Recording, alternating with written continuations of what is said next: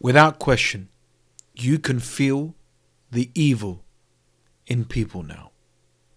Because you are self-aware, you are waking up, and your tolerance for nonsense, evil, and bullshit is at an all-time low.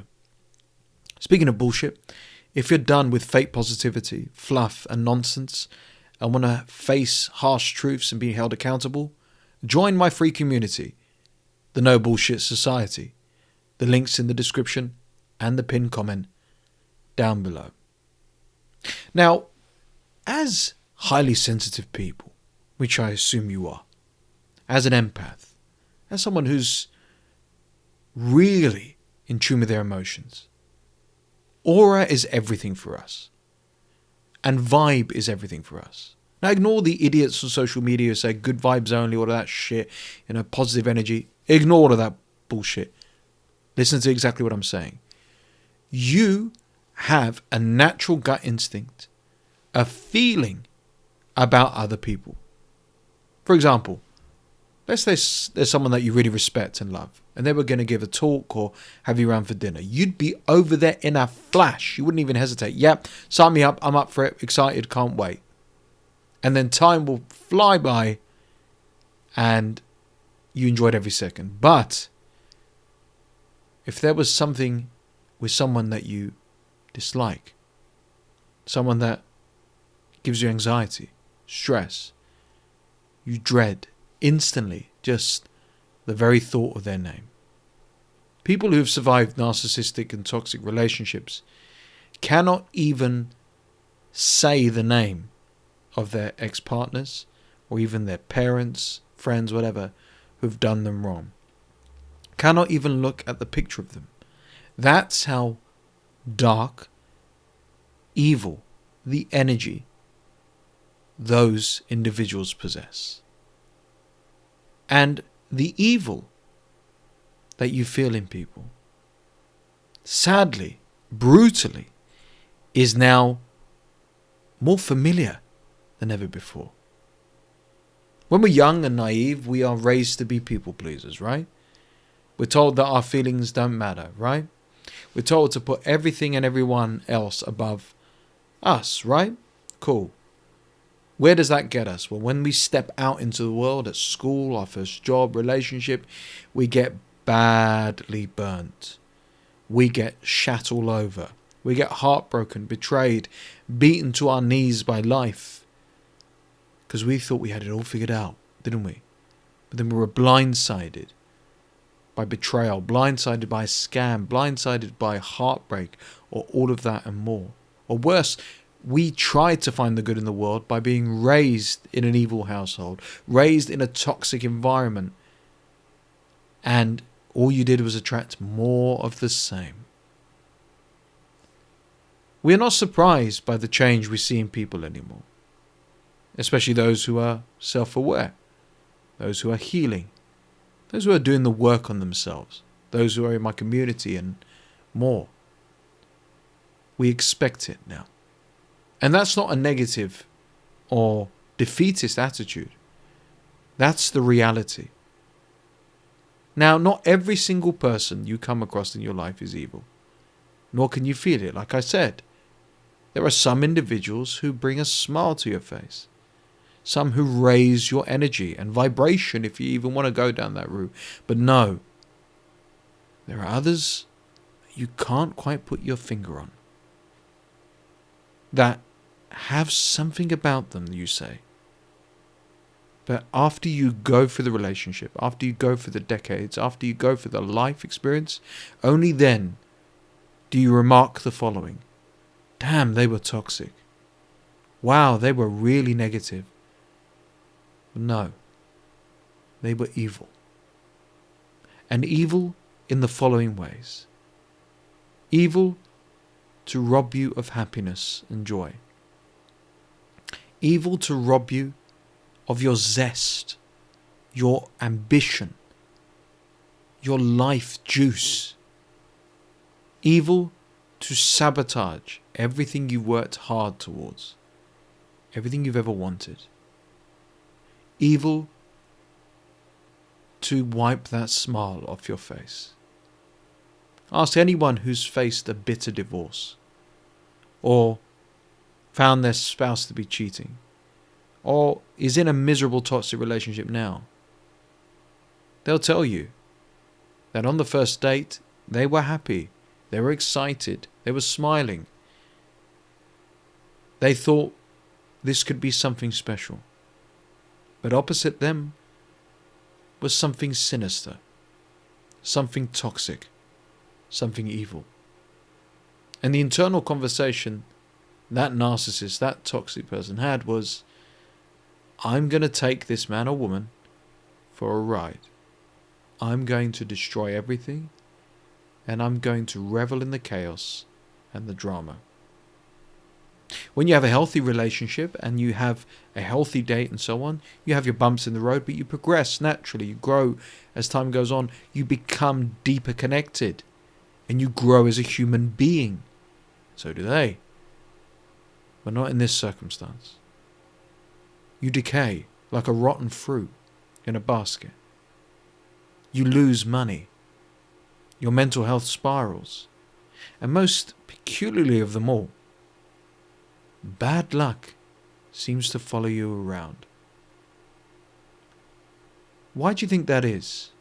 And I'm not blaming it to witchcraft or any sort of strange rituals, but the natural energy of an evil person is so dangerous, so real, and so sinister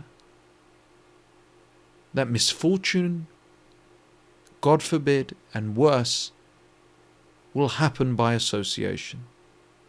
And being the good person you are, being the person who's trying to figure it out, who's majorly flawed at the same time, traumatized and so on, will go to the ends of the earth to figure it out.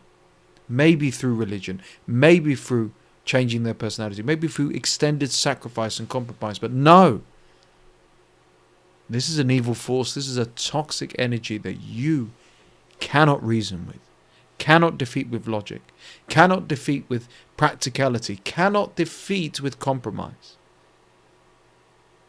It's undefeatable.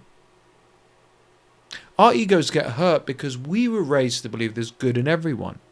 We assume that by turning the other cheek and by believing enough, praying enough and everything like that, that we can change those people. Or better yet, we can save those people. We swallow the bitter pill that yes, there is something wrong with them. There is evil there. We can sense it. We can't unsense it now. Once you see it, you feel it, you know it. Well, maybe I can help them. Maybe I can take them somewhere. Maybe I can bathe them in holy water. Maybe I can show them the light. But you can't. And right there and then is where everything falls into place for you to make the most important decision of your life. You've cried enough tears that there's nothing left. Your heart has broken so many times that it's incredible you've managed to piece it together again. You are beyond traumatized, beyond abandoned. Your mental health is on the floor. You are not living. You're not thriving. You're barely surviving. You're just getting by. And right there and then, when you know you're never going to be good enough for the wrong person, when you feel the toxicity, when you notice the evil, you have a choice. To be sucked down into their own personal hell with them.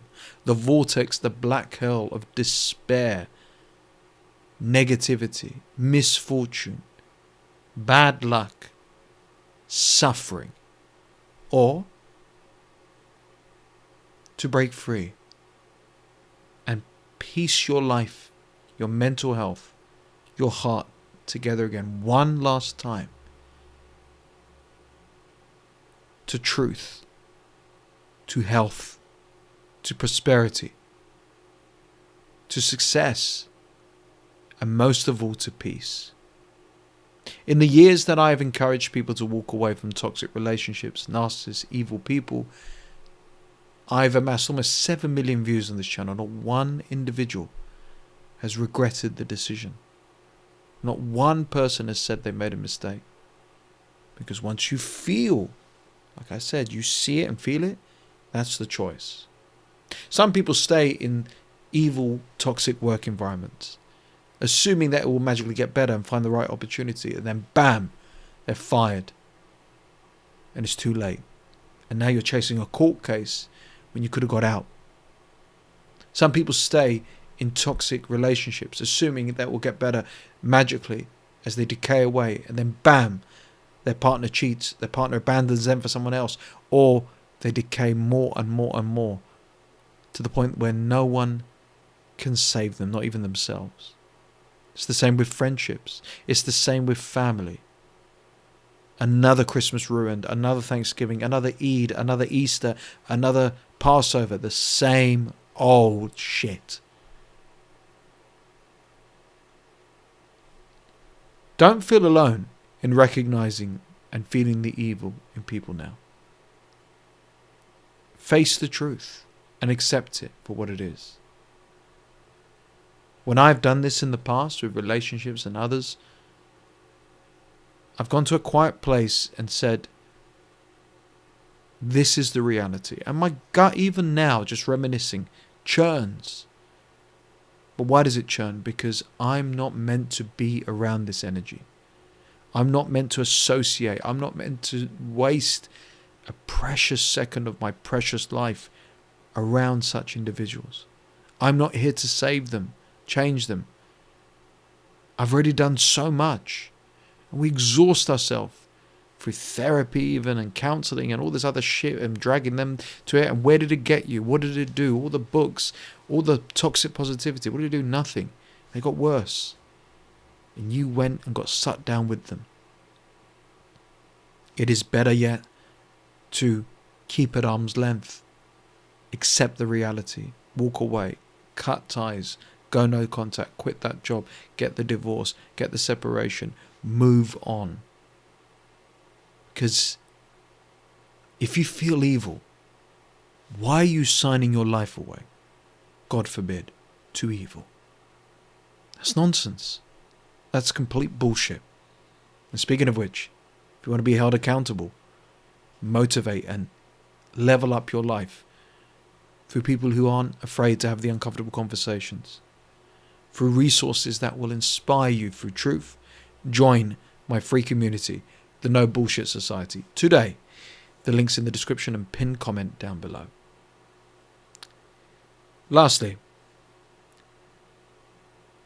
when we move on, when we break free and move forward, there's a hell of a lot of healing to be done. That comes through self-love, protection, affirmation, one step in front of the other, time, beautiful healer, isolation, peace. But when we start to venture back out into the world, which we will, when we start to go back again, I want you to recognize again in the pit of your stomach what that evil felt like. Because naturally, one way or another, you're going to see it again in a new person, in a new environment, in a new job, in a new place. And when you see it and feel it, immediately turn in the opposite direction. Don't engage. Don't go down that route. Don't think this time will be different. This is your sign to say, I have got the power and self-awareness to recognize what is wrong for me. And God, the universe, life is showing it to me to my face. F that. I'm going in the opposite direction. Make sure you do that.